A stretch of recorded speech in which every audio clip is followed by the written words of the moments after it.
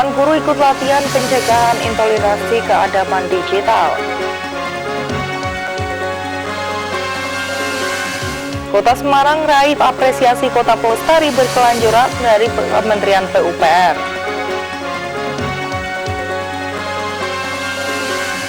Sri Kandi PLN terangi 80 rumah keluarga prasejahtera di Kabupaten Wonosobo.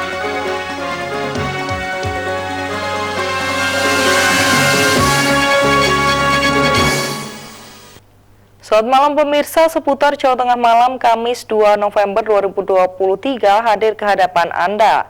Selain berita pilihan tadi, beragam informasi aktual dan menarik kami sajikan selama 30 menit ke depan. Semarang TV kini dapat disaksikan via TV digital channel 30 UHF. Bersama saya Widya Ningtyas, berikut seputar Jawa Tengah malam selengkapnya.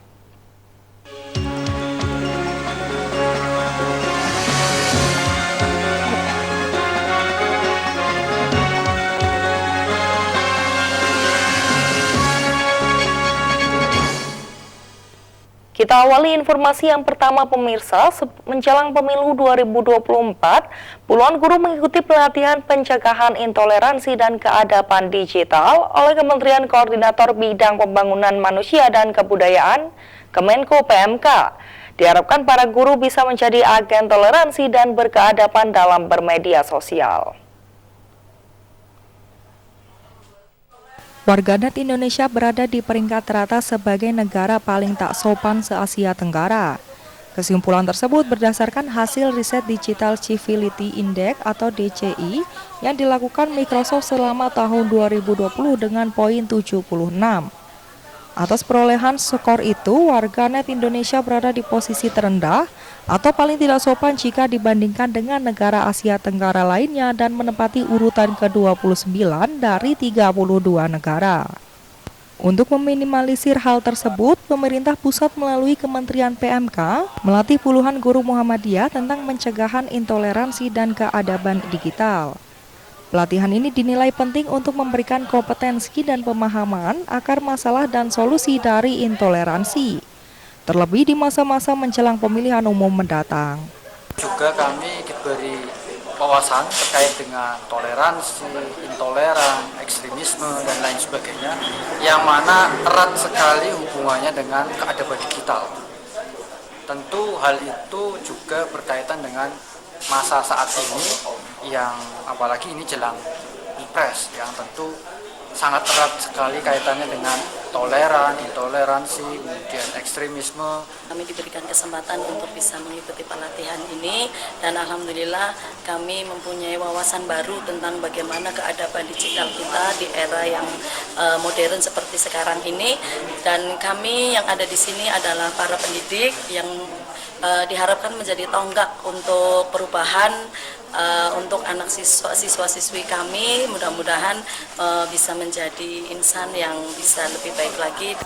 Kegiatan ini digelar selama 2 hari di sebuah hotel di Komplek Wisata Guci Tegal. Peserta diajak mensimulasikan kondisi tempat tinggalnya terhadap potensi timbulnya intoleransi, serta diajak bersama-sama mencari solusi pencegahannya. Kegiatan medsos khususnya menjelang pemilu tahun 2024, tahun politik, ini jangan sampai terjadi polarisasi di warga Muhammadiyah. Jangan sampai terjadi perpecahan di warga Muhammadiyah menghadapi isu-isu politik, isu-isu capres maupun isu-isu legislatif. Inilah makanya kita adakan pelatihan ini. Kenapa? Karena pilihannya guru.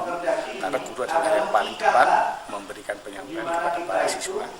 Para peserta diharapkan mampu menyebarkan keterampilan pencegahan intoleransi dan keadaban digital kepada para siswa dan masyarakat umum agar kehidupan bermasyarakat selalu rukun dan damai.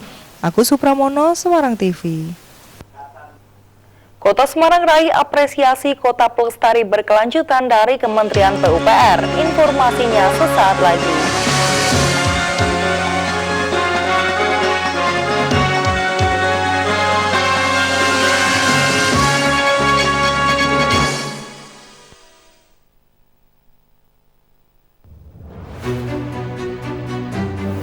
Jadi rumah BUMN Gunung Kidul ini dibangun untuk mendampingi UMKM agar lebih dikenal di banyak kalangan masyarakat. salah satu dari 4 prioritas programnya adalah ekspor. Kemudian kami dapat tawaran dari PLN untuk mengikuti pameran di Pasar Senggol Turki. Untuk PLN kami menyampaikan yang pertama terima kasih atas kesempatannya selama ini. Jadi selama 2 tahun ini kami diajak untuk ikut pameran G20, kemudian kami diajak untuk kemarin pameran di Turki. Kami berharap Rumah BUMN Gunung Kidul binaan PT PLN Persero dapat menjadi wadah bagi UMKM di Yogyakarta dan sekitarnya. Rumah BUMN Gunung Kidul dari Yogyakarta untuk dunia.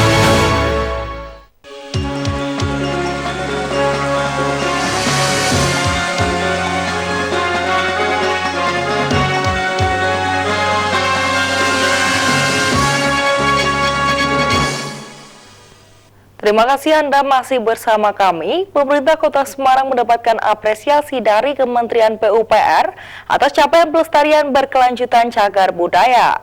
Penghargaan secara langsung diserahkan Menteri PUPR Basuki Hadi Mulyono kepada Wali Kota Semarang, Hefearita Gunaryanti Rahayu.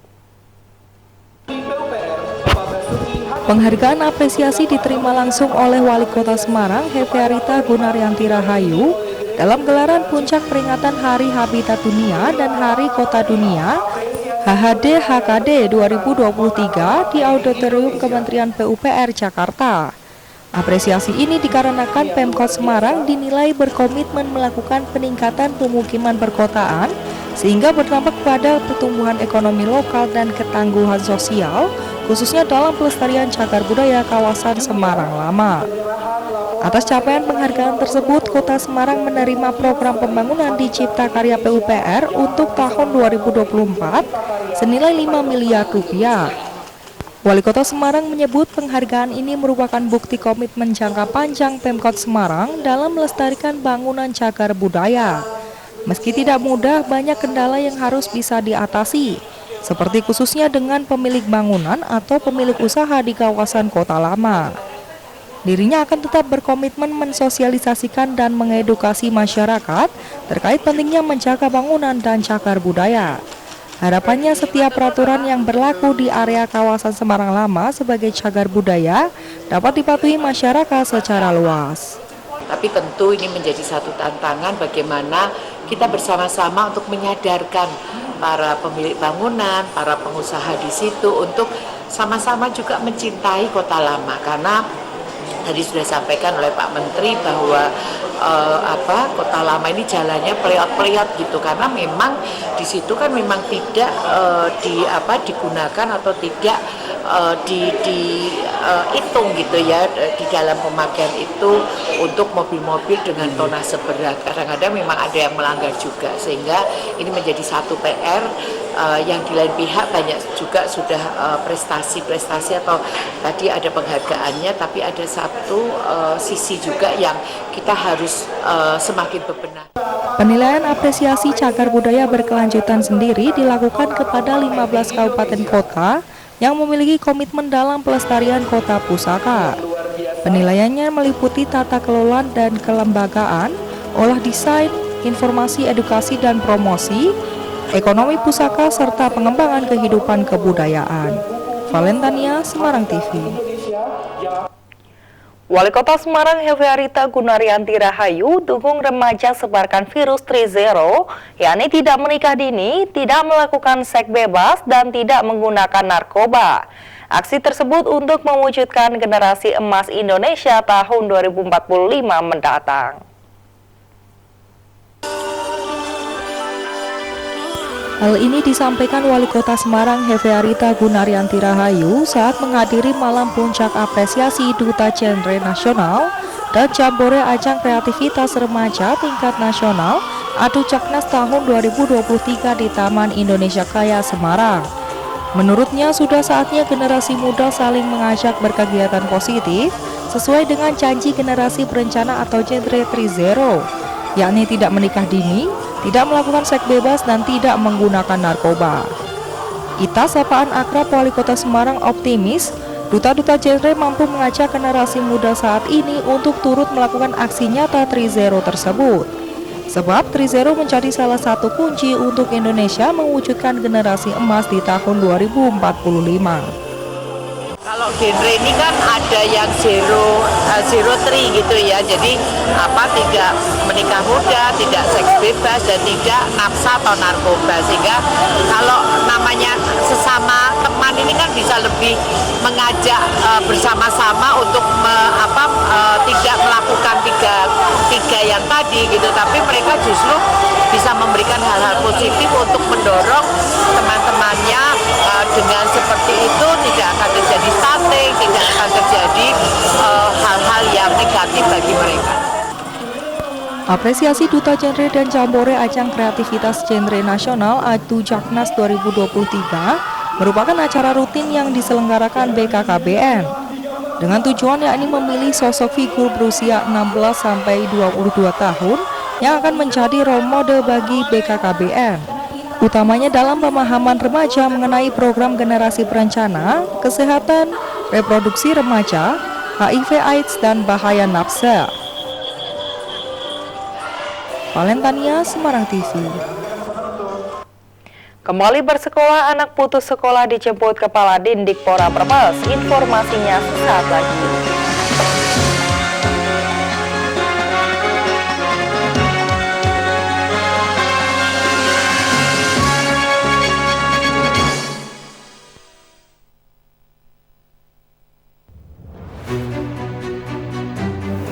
Jadi rumah BUMN Gunung Kidul ini dibangun untuk mendampingi UMKM agar lebih dikenal di banyak kalangan masyarakat.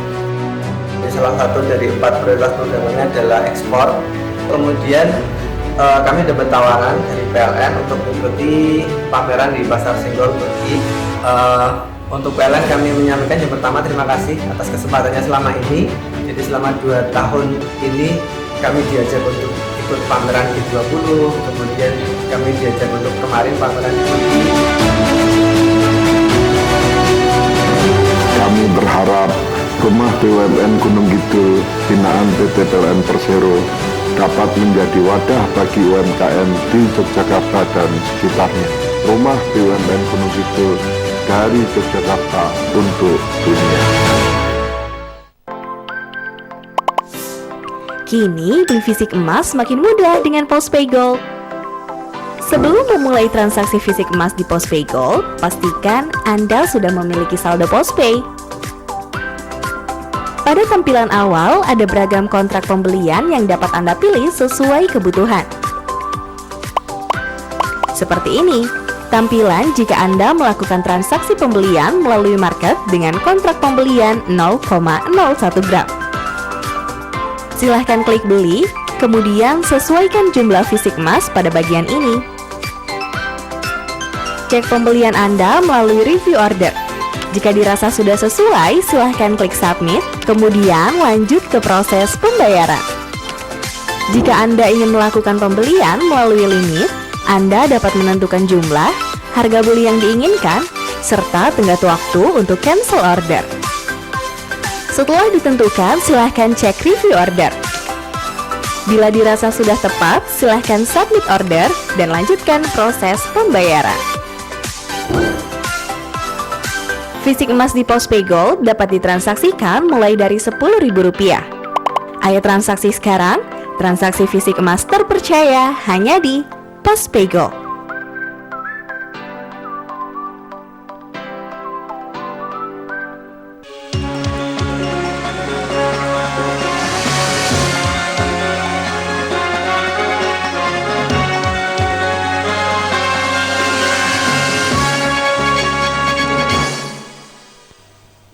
Terima kasih Anda masih bersama kami di seputar Jawa Tengah malam.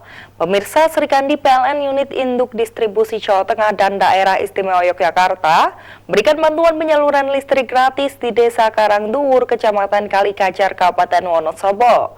Upaya tersebut sebagai wujud komitmen PLN dalam mendukung isu-isu sosial dan lingkungan. Bantuan penyalaan listrik gratis yang merupakan bagian dari program tanggung jawab sosial dan lingkungan TJSL diberikan kepada 80 keluarga prasejahtera dengan daya masing-masing 450 VA senilai total 100 juta rupiah. Kegiatan ini juga dilakukan dalam rangkaian peringatan Hari Listrik Nasional ke-78. Penyambungan listrik gratis ini pun disambut baik oleh para warga penerima manfaat dan pemerintah setempat. Bahkan program dinilai menjadi suatu motivasi bagi berbagai pihak terkait untuk meningkatkan kesejahteraan masyarakat di Wonosobo serta menurunkan angka kemiskinan ekstrim yang ada di Wonosobo.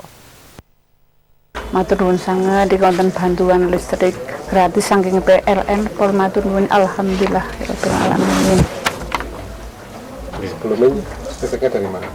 Sebelumnya ibu listriknya nyalur teng pundi? Nyalur teng mriki mau dengan anake. Dari putranya. Dari putranya. Sudah berapa lama? Ben kathah tahun. Dangu. Jadi alhamdulillah hari ini warga masyarakat saya, pemerintah Wonosobo mendapatkan rezeki yang luar biasa. Kemarin petengan ya Bu? Alhamdulillah hari ini dari PLN memberikan bantuan untuk pemasangan listrik gratis. Melalui kegiatan ini juga memperlihatkan adanya kesetaraan gender di mana perempuan juga memiliki potensi dan tendensi serta kapasitas yang sama dengan para Arjuna dalam peran meningkatkan taraf hidup ekonomi masyarakat. Kesempatan kali ini kami dari Sri Kandi PLN Unit Jateng DIY beserta para Arjuna, Pak Denny dan teman-teman sekalian datang ke sini ke Wonosobo untuk mensupport kegiatan yang ada di sini. Dalam hal ini adalah Sri Kandi Unit Jateng DIY berupaya untuk memperlihatkan upaya kami dalam hal pengarusutamaan gender, di mana wanita saat ini adalah juga memiliki potensi dan tendensi serta kapasitas yang sama dengan para Arjuna untuk bisa meningkatkan salah satunya taraf hidup ekonomi rakyat, pendidikan.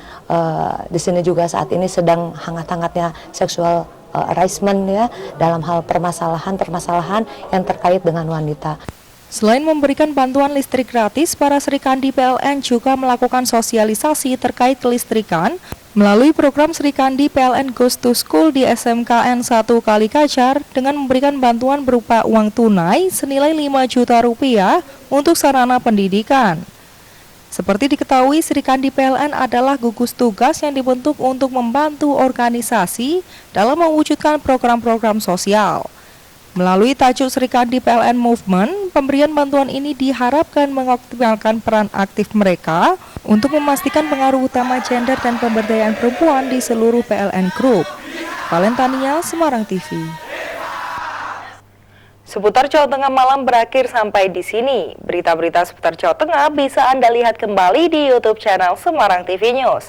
Terima kasih atas kebersamaan Anda. Saya Widyaning Tias, mewakili kerabat kerja yang bertugas pamit undur diri. Selamat malam dan sampai jumpa.